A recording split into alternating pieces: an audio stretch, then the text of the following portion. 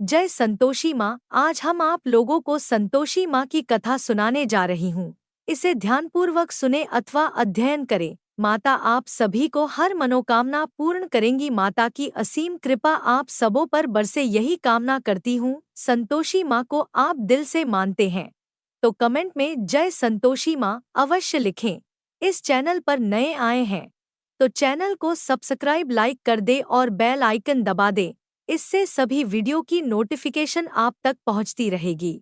यदि आप इस कथा को सुन रहे हैं तो पूरा सुनिए, आधा अधूरा सुनकर जाने की गलती मत कीजिए वरना आपको पाप लग सकती है। तो प्रेम से बोलिए संतोषी माता की जय। चलिए आरंभ करती हूँ आज की कथा। एक गांव में एक बुढ़िया रहती थी जिसके 7 बेटे थे। 6 बेटे कमाने वाले थे और एक बेटा निकम्मा था। बुढ़िया माँ 6 पुत्रों का झूठा 7वें पुत्र को देती थी। 7वां पुत्र एक दिन अपनी पत्नी से बोला, देखो मेरी माता का मुझ पर कितना प्रेम है। वह बोलिए, क्यों नहीं, सबका झूठा बचा हुआ तुमको खिलाती है। वह बोला, नहीं, मेरी माँ ऐसा नहीं कर सकती है, जब तक आंखों से ना देख लेता हूँ नहीं मान सकता। पत्नी ने हंसकर कहा, देख लोगे तब तो मानोगे। कुछ दिन बाद एक बड़ा त्योहार आया। घर में 7 प्रकार के भोजन और चूरमा के लड्डू बने। वह पत्नी का बात को जांचने के लिए सिर दर्द का बहाना बनाकर पतला कपड़ा सर पर ओढ़कर रसोई में जाकर सो गया और कपड़े में से सब देखता रहा। 6 भाई भोजन करने आए। उसने देखा माँ ने उनके लिए सुंदर सुंदर आसन बिछाए, 7 प्रकार की रसोई पड़ोसी और आग्रह कर करके उन्हें भोजन करती रही। वह देखता रहा। 6 भाई भोजन कर उठ गए। तब माँ ने उनकी 5 थालियां में से लड्डुओं के टुकड़ों को उठाया और एक लड्डू बनाए। जूठन साफ कर माँ ने उसे पुकारा, उठ बेटा उठ, तेरे भाइयों ने भोजन कर लिया, तू भी उठकर भोजन कर ले। उसने कहा, माँ मुझे भोजन नहीं करना, मैं परदेश जा रहा हूँ। माता ने कहा, कल जाना हो तो आज ही जा। वह बोला, हाँ हाँ कहकर वह घर से निकल गया। चलते समय उसे पत्नी की याद आई। वह गौशाला में कंडे थाप रही थी। वहां जाकर वह बोला, मेरे पास तो कुछ नहीं है यह अंगूठी है, वह ले लो और अपनी कोई निशानी मुझे दे दो। वह बोली, मेरे पास क्या है, यह गोबर भरा हाथ है। यह कहकर पत्नी ने उसकी पीठ पर गोबर के हाथ की थाप मार दी। वह चल दिया। चलते चलते दूर देश में पहुंचा। वहां एक साहूकार की दुकान थी।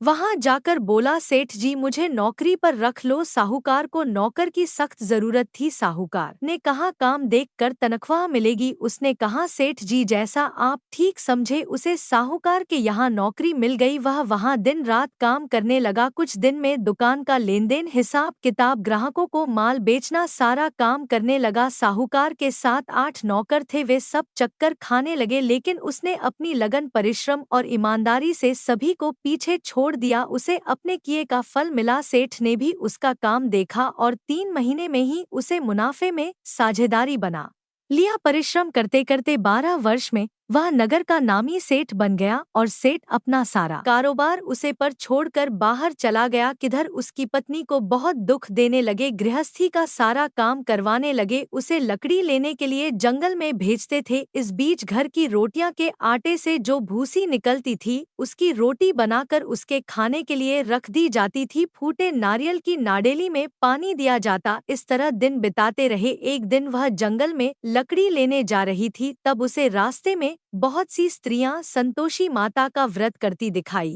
दी। यह वहां खड़ी होकर पूछने लगी, बहनों यह तुम किस देवता का व्रत करती हो और इसके करने से क्या फल होता है? इस व्रत के करने की क्या विधि है? यदि तुम अपने इस व्रत का विधान मुझे समझा कर कहोगी तो मैं तुम्हारा बड़ा एहसान मानूंगी।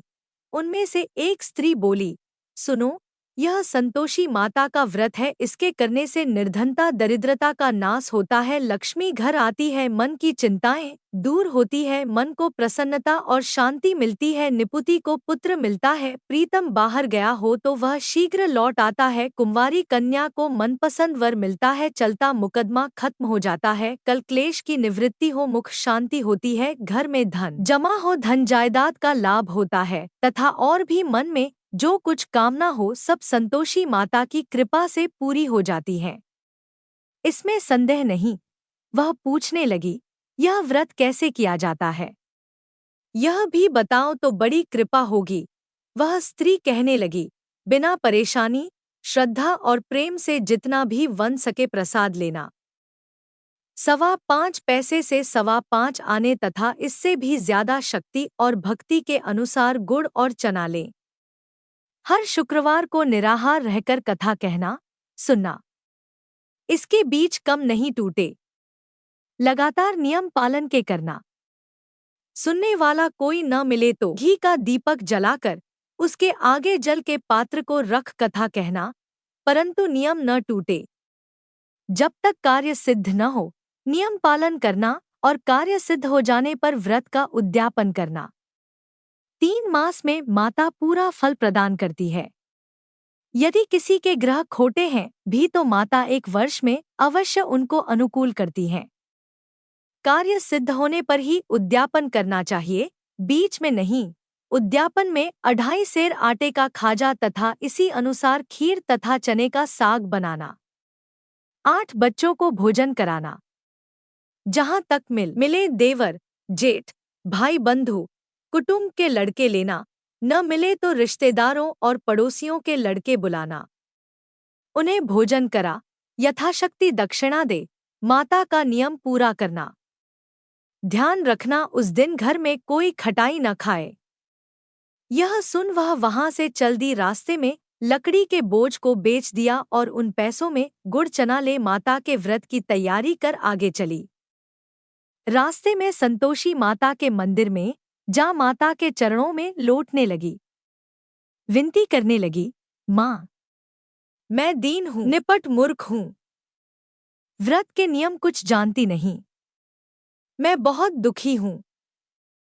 हे माता, मेरा दुख दूर कर, मैं तेरी शरण में हूँ। माता को दया आई। एक शुक्रवार बीता कि दूसरे शुक्रवार को ही उसके पति का पत्र आया और तीसरे शुक्रवार को उसका भेजा हुआ पैसा आ पहुंचा। यह देखकर जेठानी मुंह सिकोड़ने लगी। इतने दिनों बाद इतना पैसा आया, इसमें क्या बड़ाई है? लड़के ताने देने लगे। काकी के पास अब पत्र आने लगे, रुपया आने लगा। अब तो काकी की खातिर बढ़ेगी, अब तो काकी बुलाने से भी नहीं बोलेगी। बेचारी सरलता से कहती, भैया पत्र आए, रुपया आए तो हम सबके लिए अच्छा है। ऐसा कहकर आंखों में आंसू भरकर संतोषी माता के मंदिर में जा मातेश्वरी के चरणों में गिरकर रोने लगी। माँ, मैंने तुमसे पैसा नहीं मांगा, मुझे पैसे से क्या काम, मुझे तो अपने सुहाग से काम है। मैं तो अपने स्वामी के दर्शन और सेवा मांगती। तब माता ने प्रसन्न होकर कहा, जा बेटी, तेरा स्वामी जल्दी ही आएगा। यह सुन खुशी से बावली हो वह घर आकर काम करने लगी।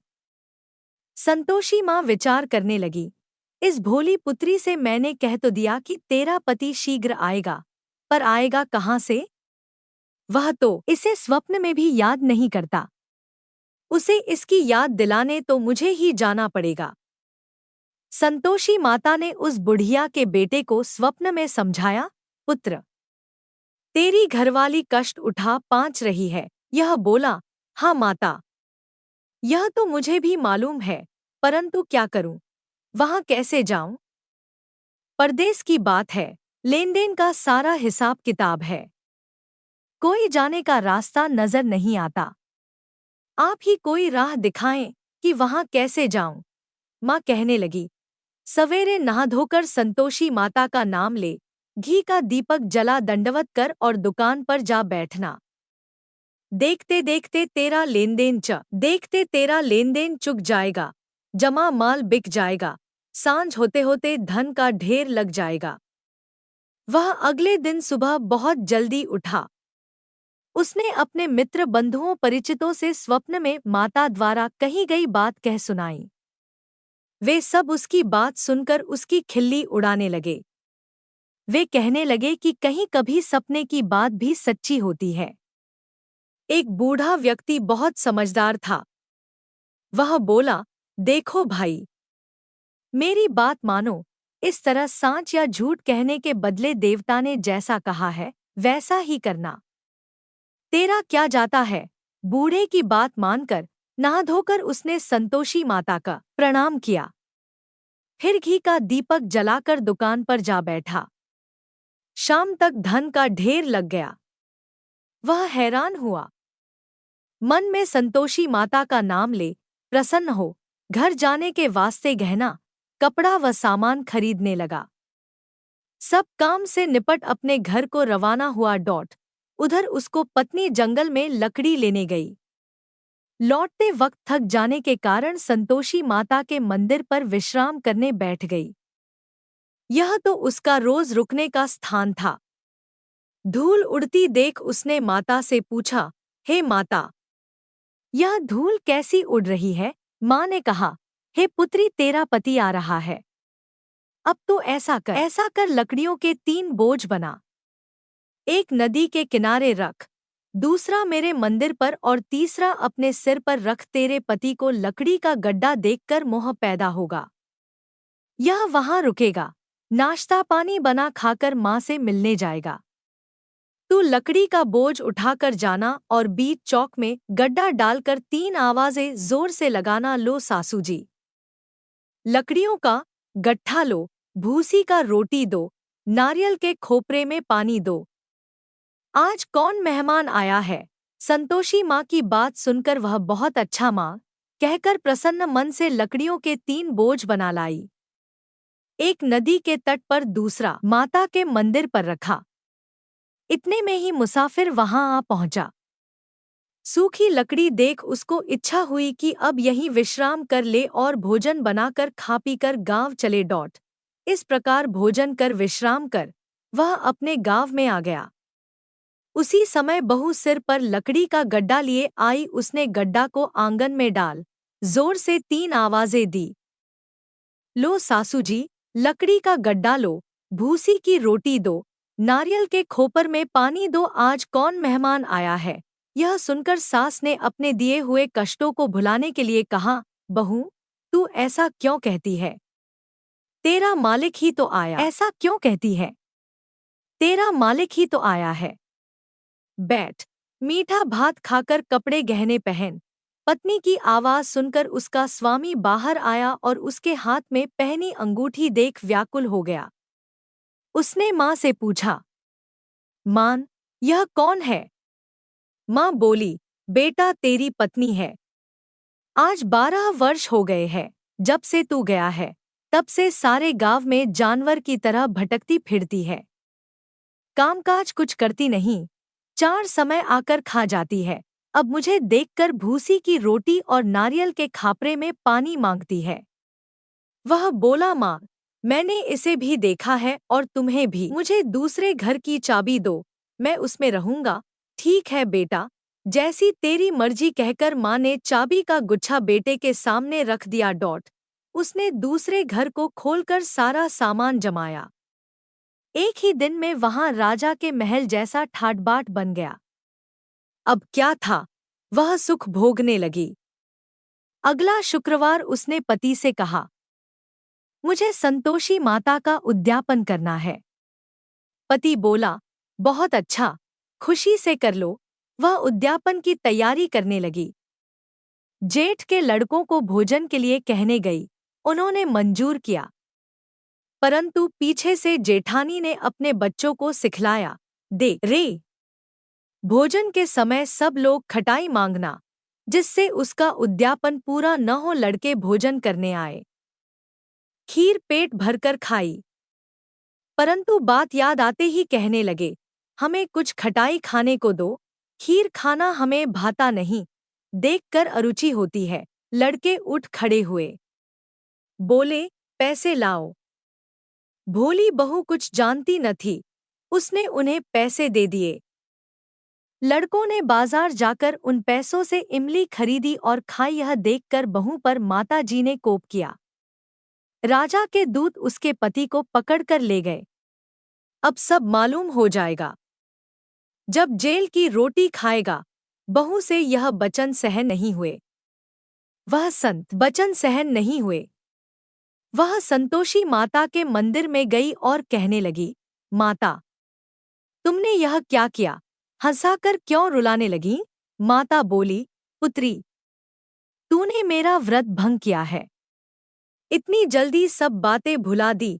वह बोली, माता, भूली तो नहीं हूँ, न कुछ अपराध किया है। मुझे तो लड़कों ने भूल डाल दिया। मुझे क्षमा करो माँ। माँ बोली, ऐसी भूल भी कहीं होती है। यह बोली, अब कोई भूल नहीं होगी।